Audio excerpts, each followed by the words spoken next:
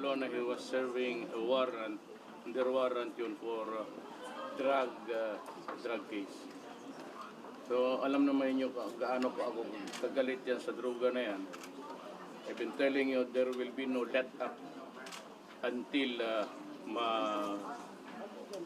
masira ko ang aparatos ng droga sa Pilipinas. That is my sacred obligation to the people. I will be naming the mayors and one congressman maybe at yung mga police na involved. Maybe I'm going out of town tomorrow, but I hope to be here in the evening. And ipalabas ko na lang sa, kasi wala na, I'll be out.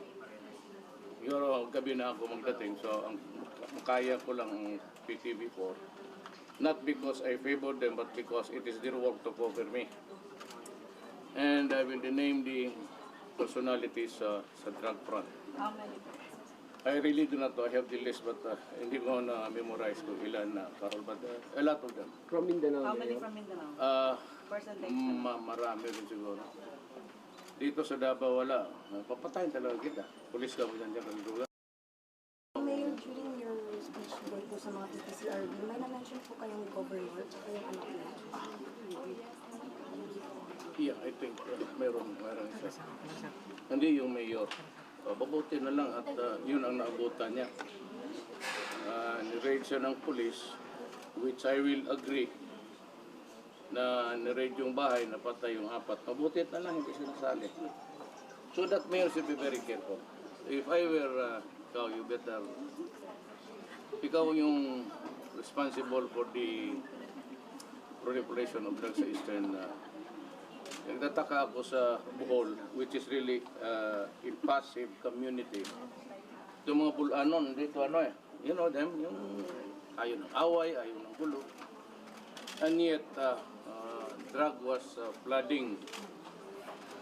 Kaya sabi ko baka mga turista, early on, so I realized that there was somebody cooking shabu. Turned out to be itong mayor si Alvera. I will not hesitate to kill you.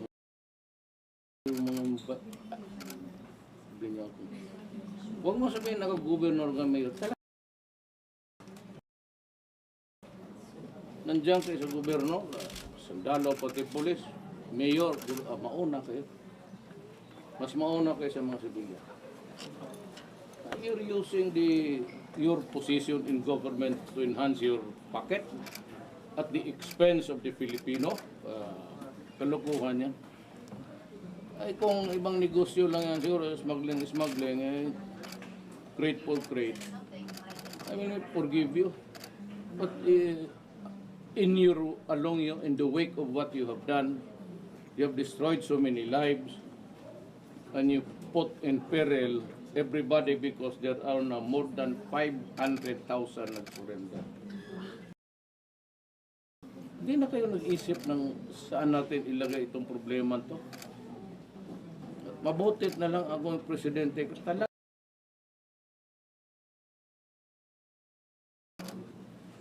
Ito mo ginawa mo sa Pilipino. Tapos patawarin kita. Kaya may order sa release niya, shoot to kill kayo. Walang pakialam dyan sa human rights maniwala. I don't give a shit kung anong gusto nilang sabihin. This campaign against this war against the drug, karoon na tayo ng crisis 500 Filipinos. Most of them are basag na. You have experience dito. Every kanto. Kaya nung na-presidente ako, doon na-realize ng Republic of the Philippines at ang mga tao how it has caused damage to our. It's widespread. Destroyed so many lives. Inutil na yan. Bigyan mo ako ng problema, tatapusin kita. This campaign, shoot to kill, will remain until the last day of my term kung mabuhay pa ako. Huwag ninyo akong bullshitin niya. Maghanap na lang kayo ng kasalanan, wag yan. Siguradong mamatay. And ako, I will for as long as it is done in the performance of the duty by the soldier and the police. Akin yan. That is my official and personal guarantee. I will answer for the deed. And pumunta ka sa akin kung sinong kisiyodang gusto mag-usap tayo. Basta sabihin nyo, pagka may pulis dyan nag-inkwentro, huwag na ninyong imbestigahan niya. Order ko yan. Can you clarify what is a shoot to kill? Sayang ng bala, tapos kita natamaan ba yung... Tapos karamihan niya sinasalvage. Sinasabi ko na sa inyo pero may experience. Pagka-paranoid ang tao, may paril talaga. Maniwala kayo. Yang pulis na yan, hindi yan pinaplan. Alam mo kung bakit nauna? Because mag-operate ang pulis in numbers. May dalang Armalite, minsan 3 yan, 4, magpatrol yan, tapos sabihin mamatay, lumalaban yan, kaya lang talagang patay because of sheer number and firepower.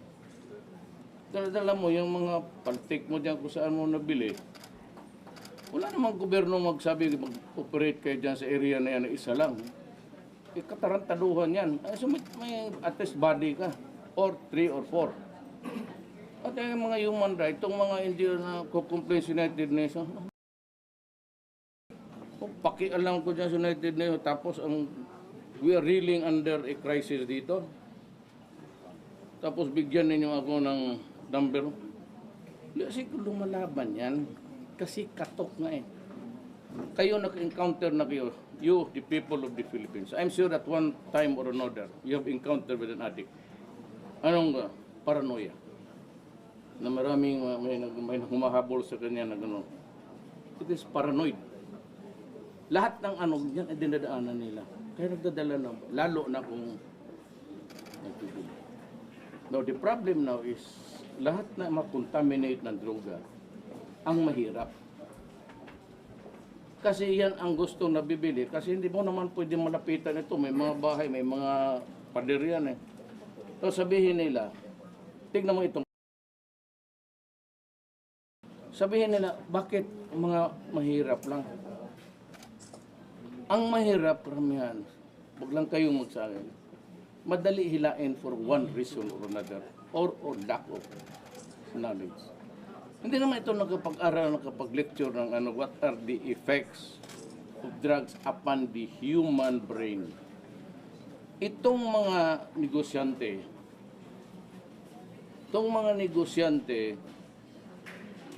kukunti lang yan sila, sabihin mo kukunti lang, ilang sachet lang.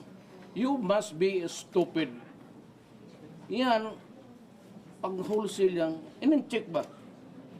Pag yan sa tondo na ibigay mo, the whole you contaminate yung tondo, at the end of the day, gamay-gamay lang na wholesale, million yan.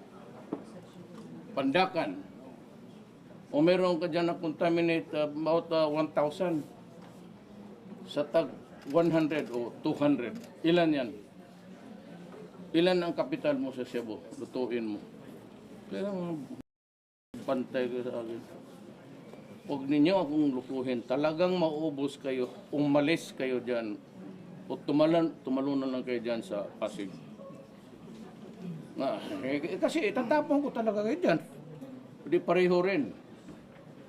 Magtanong ka o itapon kita. Mamili ka. Mga sabi ko, kritisya si President na masama ang bunga. Hindi masama ang bunganga ko.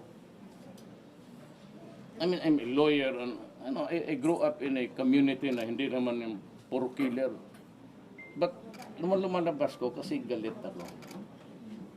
Ilang beses ko na sinasabi yan sa inyo. Kayo na nga nabatay dyan. Hindi ko lang matlikturan kasi napunarariyan na kayo. Umalis kayo dyan kasi galit talaga ako. Yung mga pulis, huwag kayong pumasok dyan, uunahin ko kayo. Tingnan mo. Mayor nga, sabi ko, pinapatay ko, mabutit na lang, pumunta doon kami kasamang piskal. And yet, he was freed because walang ang hindi naintindihan ng tao ganito. Makinig kayo Pilipinas, kay lahat. Kailangan mahuli mo ang tao na gumagamit o may possession sa Cebu. Sabi niyo, marami ang nag-surrender. Bakit? Look, pareho yan ng baril. Illegal possession of firearm. Pag wala yung baril hawak mo at the moment of the arrest, wala kang kaso. Pag naghabulan kayo tapos natapon mo dyan sa bangkiruhan yung baril mo, pag huli ng pulis, wala ang firearm, there is no such thing as absentia illegal. Kaya, baski yung siyabon, baski I will admit to you now that I have consumed toneladang Cebu. Wala akong magawa kung wala akong maipakita na I have evidence na tahuli kita doon, nagluluto ng Cebu, or you are in possession of the drug. Hindi pwede sabihin niya, oh, nagamit ako ng Cebu for the last 30 years. And you cannot get blood sample sa katawan niya. One, iba yung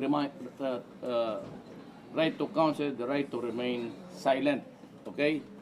Pero pag kinuha mo ang dugo sa tao tapos ayaw under duress, hindi obras korte. Believe me, I've been a trial law fiscal for almost 10 years. Kaya wag na tayo magbulahan dito. Ang ibig kong sabihin, I know what I am doing. I know what I am expressing in public from whereof I stand. So ngayon ako dito, Presidente, and I have in my zona, do not destroy the country because we are facing a war. And I will fight you along the way. Sigurado, kung hindi ninyo ako ma-one time, kayo talaga ang mamamatay. Yan ang tandaan ninyo lahat. Kaya yung mga ignorante, wala kayong daldal ng daldal na, ito, ba't hindi nito hulihin? Bakit mo hulihin niya na wala namang, siya po is possession. At kung nag-ingest man siya, hindi mo mapilit sa katawan niya. Because kung hindi magpayag yan, hindi ko magamit yung dugo mo, baski positive ka sa siya. So the shoot Because to, that is under duress. Just the same that you cannot be forced to open your mouth to make a confession. Because that there is the right to silence guaranteed by the Constitution. If you get blood samples from this idiot, tapos he resisted, that's still under. So you get what? Evidence from a person na ayaw niya. So, ganun ang kasi itong marunong medyo kulang. Ito si Duterte, by the thousands, wala namang kulong.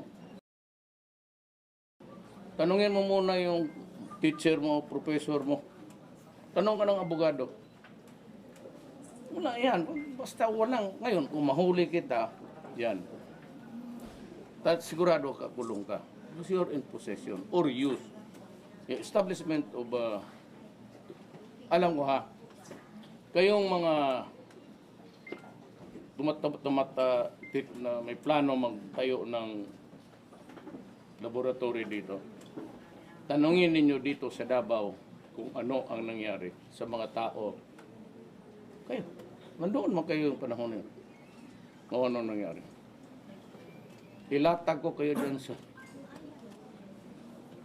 Tanong muna kayo kung talagang matigas ulo ninyo, bakit ano ba ang ginagawa ni Duterte sa mga... Yung ginawa ko ng mayor ako, gagawin ko ngayon. So mamili kayo. Wala ko, wag ninyo akong, let us not debate about human rights, about your rights. I know that. Mayor ako, abogado ako. I was one time a practicing lawyer. Nagdidepensa rin ako sa may kasalanan. But it was my job. Kaso baliktad na ngayon, naging mayor ako, naging presidente ako. Change role tayo ngayon. Ako na tigahabol sa inyo. Pati yung kumukuha ng picture ko, maganda siguro. Maganda rin ba yun siya? Kahit dalawa sana, ma'am. Yun, likod ninyo. May pusa siguro. Bakit nagkalampog yan? May pusa dito na. Ang problema saan yan galing, baka kit-kit yan doon sa... clarify lang dun sa shoot Yes. to kill because in your earlier pronouncements you said shoot to kill if they resist arrest. So is that order now of shoot to kill No, just up to shoot to kill? pag binasa kita ka dyan, bantay ka. I am not a court that would give you due process. Ang bunga ko ito, hindi ito proceedings, Carol. Ang bunga ko is open with words of warning and threats and intimidation and all. Because it is my duty to inform the Filipino of what is happening in this country. Hindi ko kailangan yung due process mo dito. There is no process. Only when you are there in court, and you are now ready for trial, wala kang abogado, then bigyan ka. But bunga ko, pigilan ko lang, kasi due process. Ano due process? I have to tell the people, because that presidente ako eh. Now you have now about 500,000 addicts and I have a problem to solve. Na huwag kang maggamitin because you might be the solution at least part of the... At least may solution ako na isa. Tanggal, 2, 3, 4, 5, 6. Okay sa akin. Pag nabasa kita sa korte, that's warrant of arrest. Pag nagbinasa kita, I cannot prove it in court, but I know that you are the one. Validated dyan sa military, sa police, at may revalidation in order ko. That ayaw kung baka sakali na yung gobernur ka, tapos ayaw maglapit yung mga pulis kasi, dikit kay mayor yan eh. But the problem is, alam ba ni mayor na itong katabi niya, itong kumpare niya, may negosyo sila. That is why I ordered a revalidation. Because it would be unfair kung politiko, kapag napahiran ka ng droga, you're finished.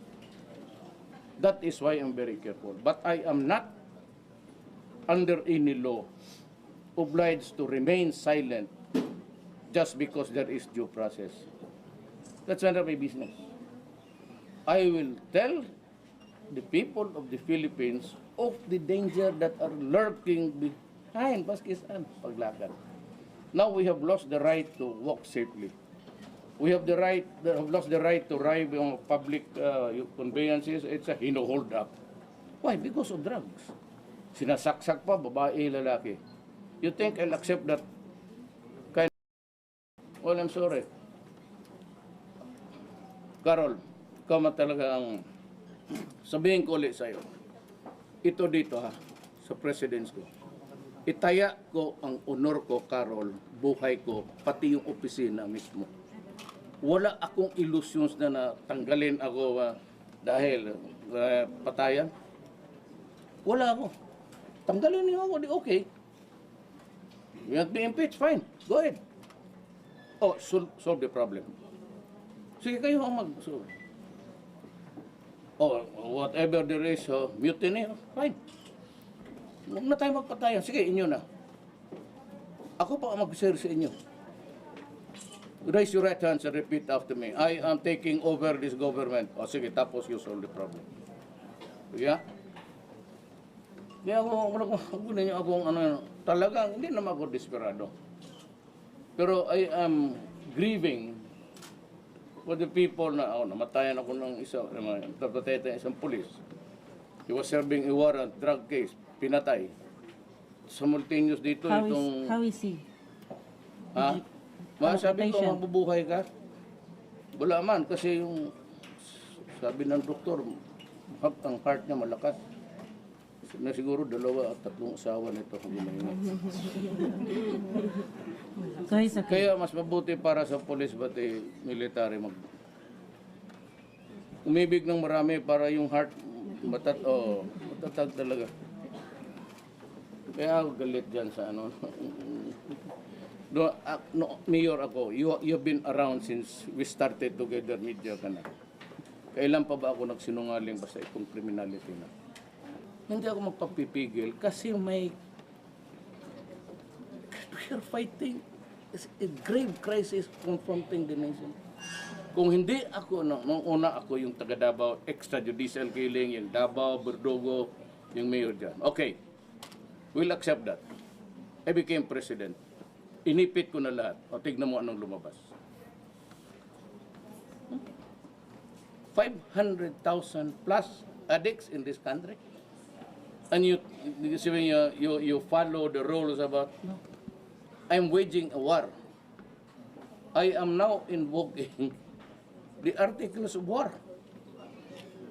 Bakit sabi ko, bakit kayo magpabaril? But in a war, there is always collateral damage. Correct. How can we ensure that the police will not abuse? Dito sa Davao, what was your guarantee na hindi mag-abuso ang military police? Sabihin mo nga sa akin. So Why? I'm asking about the national. Bakit? Ito ba sila hindi nasyonal? Bakit ang Davao? O bakit walang abuso? Sige, what was the reason why ang Davao walang abuso, wala lahat? So if policemen are found, if there are complaints that the policemen actually abused and actually, killed Sila? people in there. Sabi ko nga sila ang mauna eh.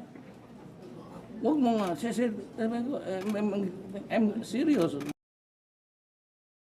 Huwag mo akong lukugin, kaya hindi ako luko-luko.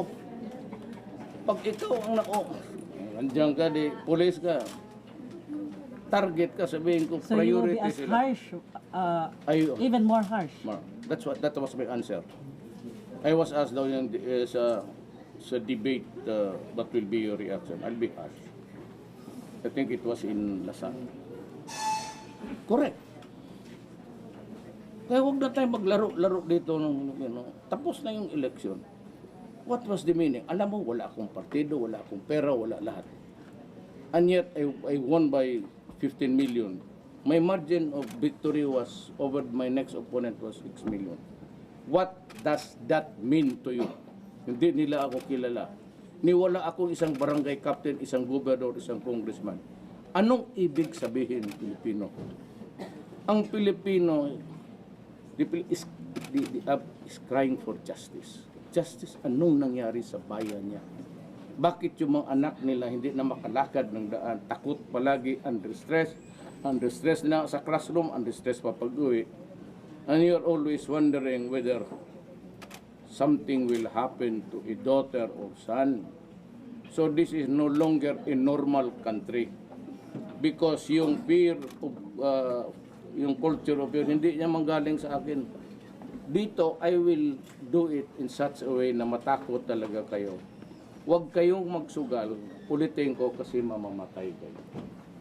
Huwag kayong sumugal dito, maghanap ka na lang. Siguro fishing ko na lang doon sa Pacific Ocean. Dandahan ka doon, may makuha ka pang barakuda.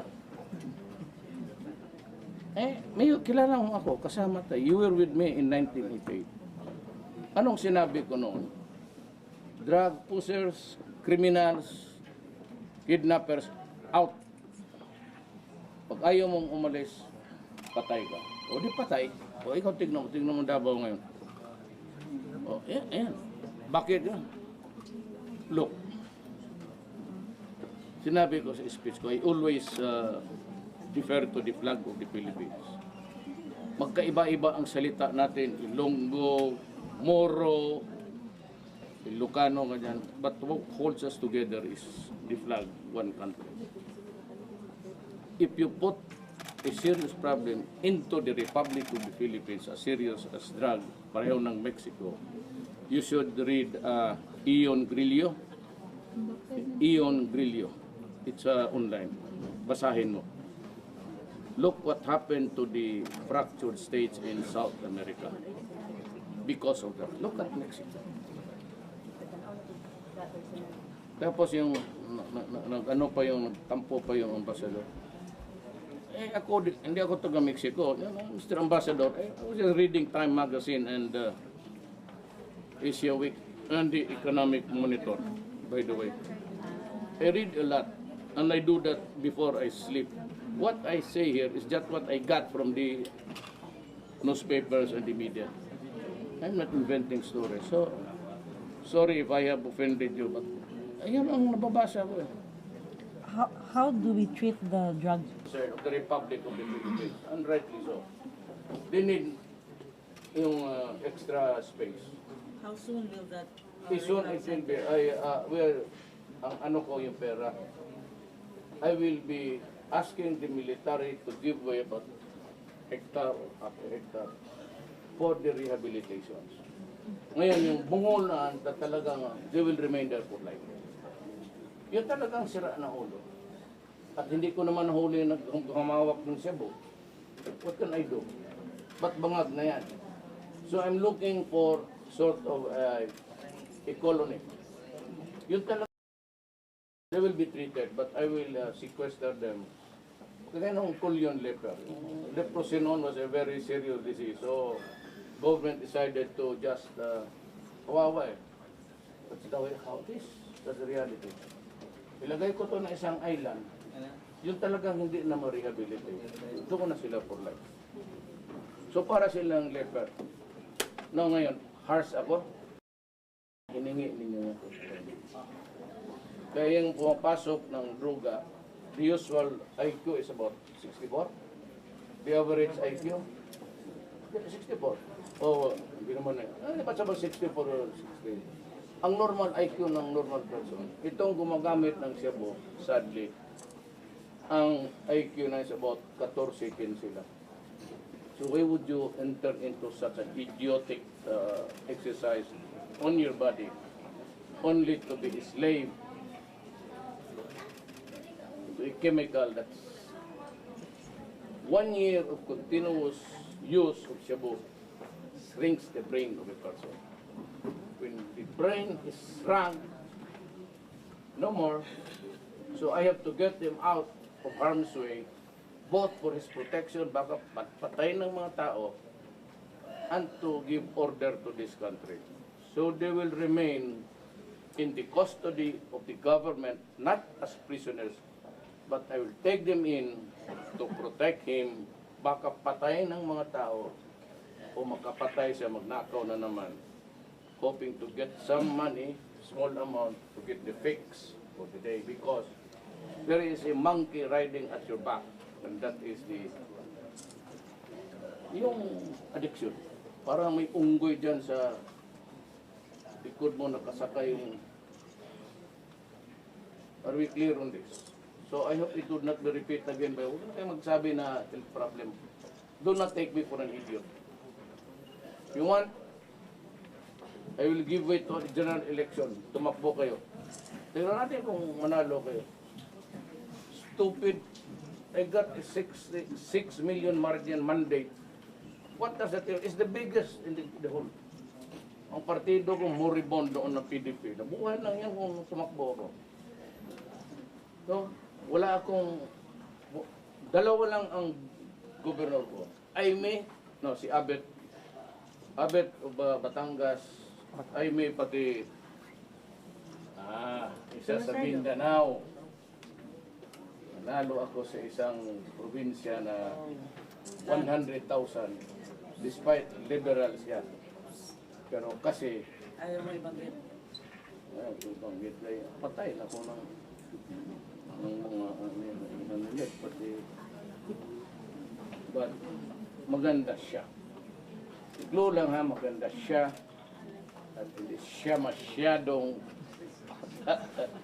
at matapang siya, suplada siya.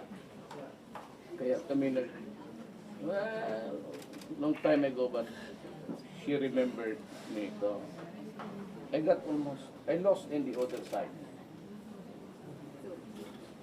Sa south, ito sa norte, I got about 100,000 plus majority. Kayo magano yung nasadar kasi para ligawan mo, siyempre kung mag-girlfriend mo, hindi ko makalimutan. Mahina talaga nung Jesus, wala na.